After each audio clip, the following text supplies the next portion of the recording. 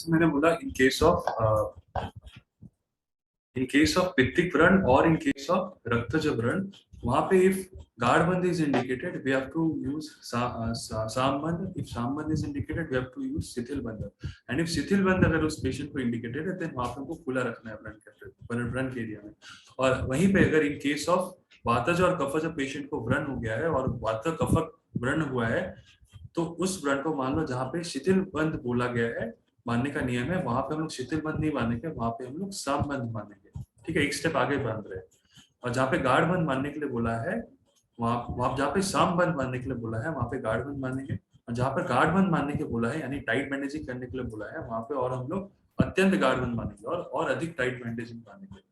ठीक है, तो कफ और वातज के व्रण या दुष्टि में हम लोग ऐसा टेक्निक फॉलो करेंगे और पित्तज रक्तज व्रण में उस टाइप का टेक्निक फॉलो करेंगे। नेक्स्ट श्लोक 27 में आओ, वहां पे बताया है what is the frequency of bandaging और द बंधन काल। तो यहाँ से ये याद रखना है कि इफ पित्तज दुष्टि हुआ है और रक्तज दुष्टि हुआ है व्रण में and the Ritu is Sharad Ritu and ग्रीष्म ऋतु, दोनों ही देखो जहाँ पे पित्त एग्रीवेट होते हैं वहां पे हमको 2 बार हमको बैंडेजिंग करना है, दिन में 2 बार, सुबह और शाम बांधना है। एंड कफज और वातज दुष्टि व्रण में या दुष्टि में जहाँ पे ऋतु हेमंत और वसंत हो वहां पे हमको 3 बार खोलना है बैंडेज को। तीसरे दिन, सॉरी मैंने गलत बोला, जहाँ पे हेमंत और वसंत ऋतु में अगर जहाँ पे कफ और वात का दुष्टि है वहां पे तीसरे दिन खोलना है। ठीक है, 2 बार हम लोग खोल रहे हैं सुबह शाम इन केस ऑफ पित्तिक दुष्टि व्रण, और तीसरे दिन यानी थर्ड डे में जो हम लोग बैंडेजिंग खोलते हैं इन केस ऑफ कफज और वात दूषित व्रण। ठीक है, तो यहाँ से हमारा हो गया what is the frequency of bandaging और दी बंधन काल यहाँ पे हो गया। नेक्स्ट श्लोक में आओ कि व्हाट इज द सम्यक बंधन लक्षण।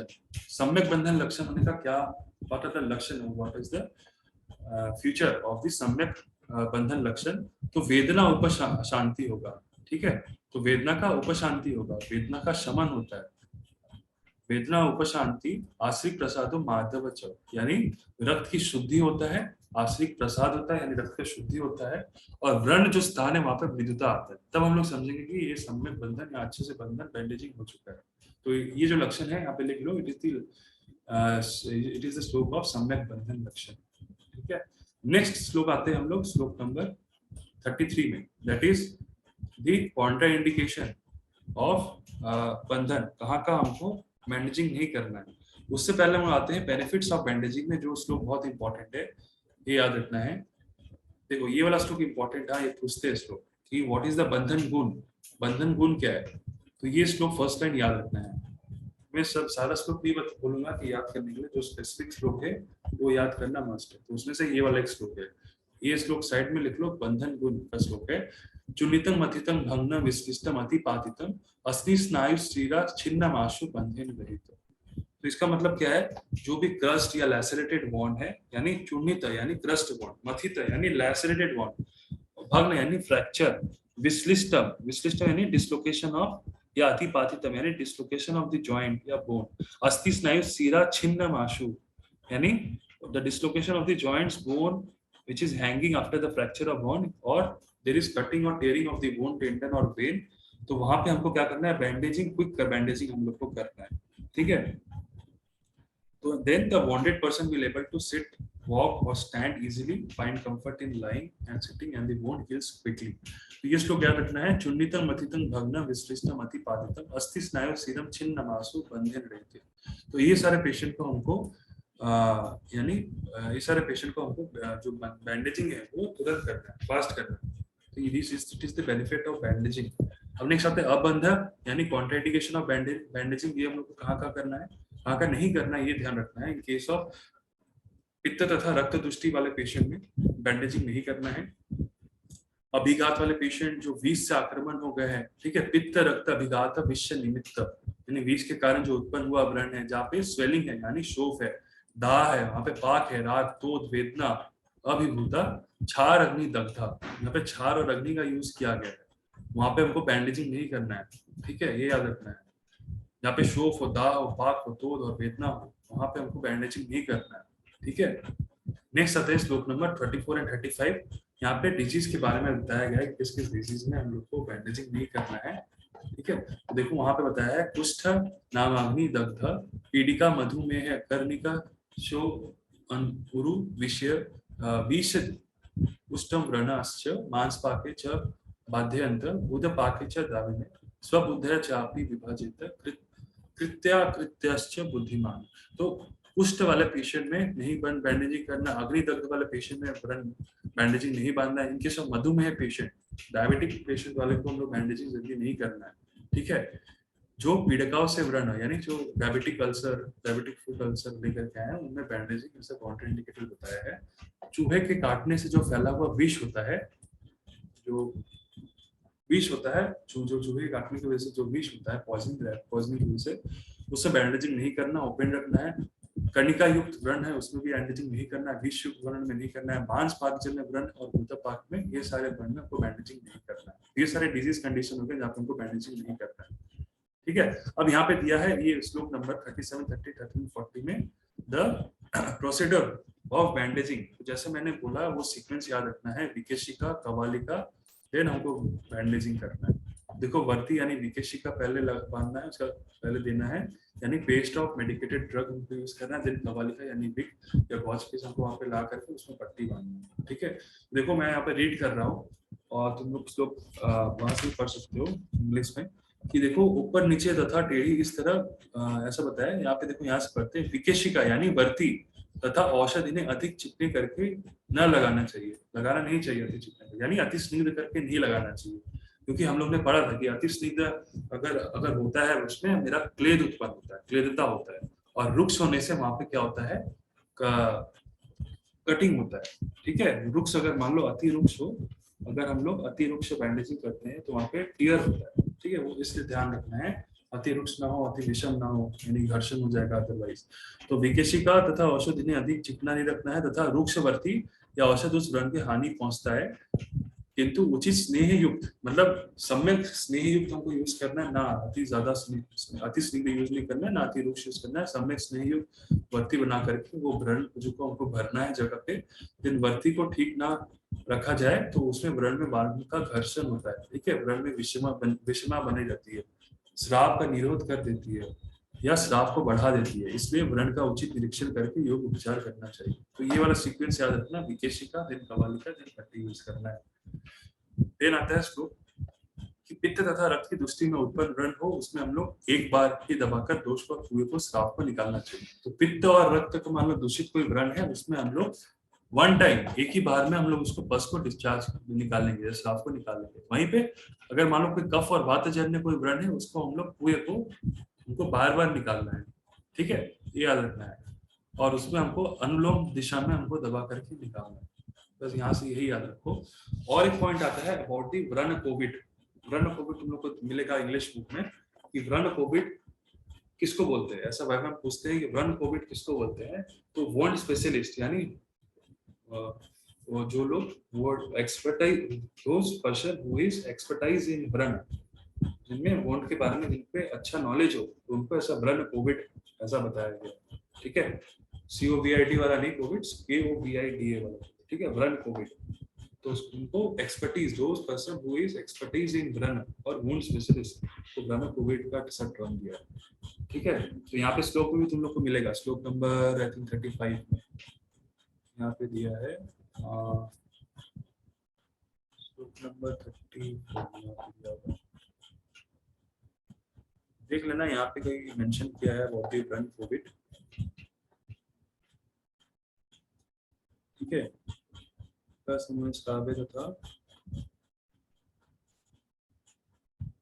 श्लोक नंबर आई थिंक 35 में दिया है। हाँ ये रहा, देशं दोषाश्च विज्ञे व्रणस्य व्रण कोविड। ठीक है, व्रण के विषय को जानने वाला विद्वान वैद्य देश, दोष, व्रण, ऋतु आदि का सम्यक विचार करके फिर यथा योग्य बंधन करता है। जो देश, दोष, व्रण और ऋतु, इसके आधार पर इसको देख करके, इसको समझ करके जो व्रण में जो बंधन मानता है और जिसको नॉलेज हो अच्छा, उनको ऐसा व्रण कोविड का ऐसा टर्म दिया है। ठीक है, तो ये याद रखना, व्रण कोविड ऐसा पूछता है।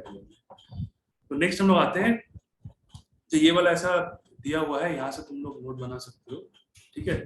बट ये टर्म जो है ये आयुर्वेदिक टर्म ही याद रखना है, ठीक है। जो हम लोग ने 14 टाइप्स ऑफ बैंडेजिंग देखा, आयुर्वेदिक टर्म ही याद रखने की कोशिश करना। नेक्स्ट आते हैं बहुत ही बैंडेज। बैंडेज का एक बार जल्दी से देख लेते हैं मॉडर्न पॉइंट ऑफ व्यू से। अगर मान लो 5 मार्क्स का शॉर्ट नोट क्वेश्चन आता है तो सबसे पहले क्वेश्चन पूछते हैं कि what are the use of bandaging. तो to stop the bleeding by pressure, to give rest and support to the affected part, to retrain the dressing and splint की पोजीशन रखने में हेल्प करता है, ब्लीडिंग को स्टॉप करने में help करता है, रेस्ट एंड सपोर्ट देने में, अफेक्टेड पार्ट को रेस्ट एंड सपोर्ट देने में हेल्प करता है। Then to correct the deformity bandaging is used, ठीक है। टू प्रिवेंट एडिमा और swelling for which the elastoplast and the bandage are often used. तो यहाँ पे बैंडेजिंग का यही सब सारा रोल है। यहाँ से क्वेश्चन पूछते हैं तो मटेरियल फॉर बैंडेज क्या यूज होता है, कॉटन बैंडेज यूज होता है, linen, flannel, domette, muslin bandage क्या होता है, use to prepare the plaster of Paris bandage. Then plaster of Paris powder spread over it. यानी प्लास्टर ऑफ पेरिस जब हम लोग यूज करते हैं तो ये बैंडेजिंग, मुस्लिन बैंडेजिंग उसको बोलते हैं, ये काइंड ऑफ बैंडेज यूज करते हैं। ऐसा बस नाम याद रख लेना। टाइप्स ऑफ बैंडेज आते हैं, ये इंपॉर्टेंट है। In modern point of view में कैसा टाइप्स ऑफ बैंडेजिंग बताया है, तो देखो यहाँ पे बताया है रोलर बैंडेज। जो नॉर्मल रोलिंग बैंडेज हम लोग करते हैं, mostly commonly used is the roller bandage. The roll part of the bandage which is kept in hand by the surgeon is called the head, ठीक है। इसका एक हेड वाला हिस्सा होता है, जो रोल पार्ट होता है, जो सर्जन के हैंड के पास रहता है, that is the head part of the roller bandage. And the end जो होता है it is called the tail part, ठीक है। लास्ट में जो हिस्सा उसको टेल बोलते हैं रोलर बैंडेज का। And using the bandage on the head, ये जो रोलर बैंडेज है mainly bandaging of the head में यूज आता है। ट्रायंगुलर बैंडेज हम लोग किसमें करते हैं, mainly sling, as a sling use करते हैं in case of the bandaging of the forearm. वहां पे ट्रायंगुलर बैंडेज यूज करते हैं। This is diagonally folded pieces of the cotton cloth, ठीक है। डायगोनली हम लोग इसको फोल्ड करते हैं, इसलिए इसका शेप समवट ट्रायंगुलर हो जाता है। टी बैंडेज हम लोग कहाँ पे यूज करते हैं, T bandage, this type bandage consist of a horizontal limb of a vertical horizontal limb and a vertical limb attached to the middle of the horizontal limb. This looks like a somewhat T-shaped. तो इसमें बस ये याद रख लो कि T bandage somewhat T-shaped like a bandage होता है, ठीक है। और ये कहाँ पे यूज करते हैं ये याद रखो, पेरिनियम और एनल कैनल में हम लोग T bandage यूज करते हैं। बस इसका नाम और इंडिकेशन याद रखो, ठीक है। Four tail bandage, four tail of bandage हम लोग किसको बोले थे, स्वास्तिका बंध को बोले थे, ठीक है। फोर टेल बैंडेज कहाँ पे यूज करते हैं, this type of bandage is used in the fracture of the lower jaw, ठीक है। हम लोग स्वास्तिक बंध हम लोग देखे थे, स्वास्तिक से याद रखे थे, संधि कुंचक था वहाँ पे, ठीक है। देन उसमें बाकी का हम लोग ने देखा था। और इसमें यहाँ पे देखो कैसे मॉडल में कोरिलेट किया है फोर टेल बैंडेज में, like the fracture of the lower jaw में हम लोग फोर टेल बैंडेज यूज करते हैं। तो इस फोर टेल कैसे बनता है यहाँ पे ये बताया है, ये आप यही देखने से चलेगा। The two ends of this bandage are longitudinally split to make the four tails. चार इसका टेल हिस्सा रहता है। This bandage is used for the fracture of the jaw के लिए, ठीक है। और ये फोर टेल बैंडेज को हम स्वास्तिक बंध से कोरिलेट किया था। यहाँ पे संधि कुंचक था, भ्रू था, स्तनांतर था, ठीक है। और कर्ण प्रदेश में था, वहाँ पे हम लोग ये यूज करते हैं। मिनी टेल बैंडेज में देखो, a square piece of flannel is stitched to give 5 long strip at right angle to the piece of flannel in such a way। ये याद नहीं भी रखो तो चलेगा कि कैसे बनाते हैं बैंडेजिंग को, for exam point of view बस एक बार रीड कर लेना कि कैसे बनता है। और ये इंडिकेटेड कहाँ पे यूज होता है, मेनली अराउंड द एब्डोमेन और द चेस्ट एरिया में हम लोग मिनी टेल बैंडेज यूज करते हैं। नेक्स्ट जो हमारा आता है टर्न्स ऑफ हैंड बैंडेजिंग। तो कैसा कैसा टर्न होता है बैंडेजिंग में, एक होता है circular turn. The bandage is only used in head and never on a limb। तो सिर्फ हेड एरिया में हम लोग सर्कुलर टर्न यूज करते हैं बैंडेजिंग करते टाइम। स्पाइरल बैंडेज क्या होता है, mostly applied in case of limbs में, लिम्स में हम लोग स्पाइरल बैंडेजिंग यूज करते हैं। रिवर्स स्पाइरल लोग कहाँ यूज करते हैं, सेम एज स्पाइरल यूज यहाँ पे लिम्स में हम लोग रिवर्स स्पाइरल यूज करते हैं। रिकरेंट बैंडेजिंग जो होता है mostly use to cover the amputation, हम एम्पुटेशन किए हैं, ठीक है। और स्टंप और the tip of the finger, stump bandaging हम किससे कोरिलेट किए थे, स्थगिका बंध से हम स्टंप बैंडेजिंग कोरिलेट किए थे, ठीक है।